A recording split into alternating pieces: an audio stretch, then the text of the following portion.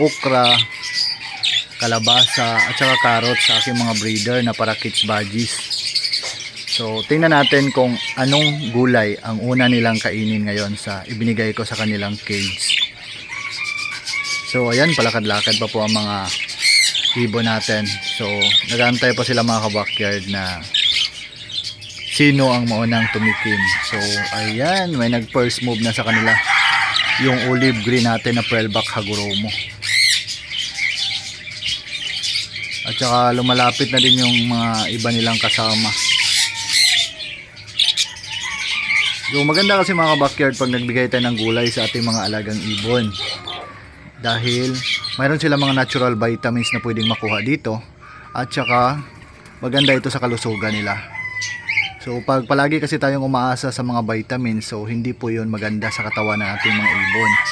So mas mabuti pa din na nagbibigay tayo ng mga gulay, prutas, dahil mayroon silang mga natural vitamins na pwedeng makuha. By the way, ang mga ibon ko na to is mga pearlback Hagoromo sila, at saka yung iba naman is mga Hago breed.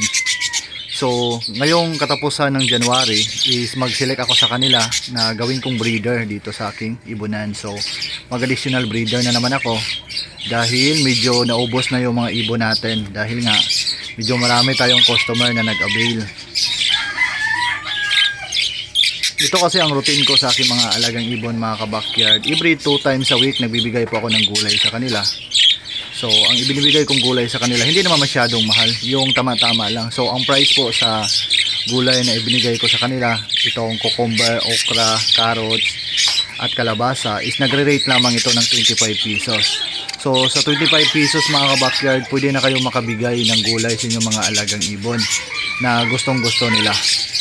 Sa 25 pesos is marami na po makukuhang vitamins ang ating mga alagang ibon, dahil nga gulay ang ating ibinibigay. At saka ito ang pinakagusto at paborito ng aking mga alagang ibon mga ka-backyard. So ayan, mayroong kumukuha dito sa cucumber, at saka mayroon din kumukuha sa kalabasa.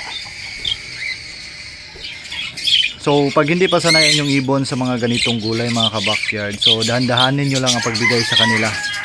Huwag kayong mag-alala, darating din ang araw na magugustuhan nila ang inihanda ninyong gulay sa kanilang mga kulungan.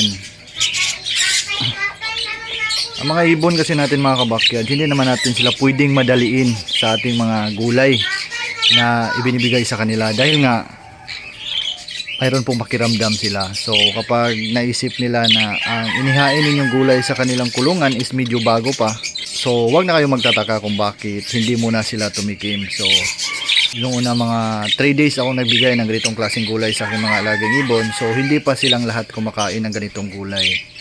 At saka sinikap ko talaga na masanay sila para medyo makatipid naman ako sa vitamins at makatipid din ako sa patuka. Dahil nga pag once nagbibigay tayo ng gulay sa ating mga ibon, syempre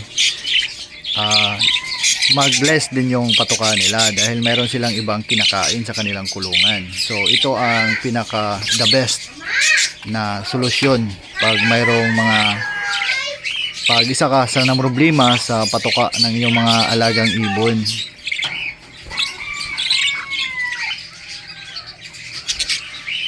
So ayan mga backyard, gustong gusto ng aking mga ibon ang inihain natin na gulay.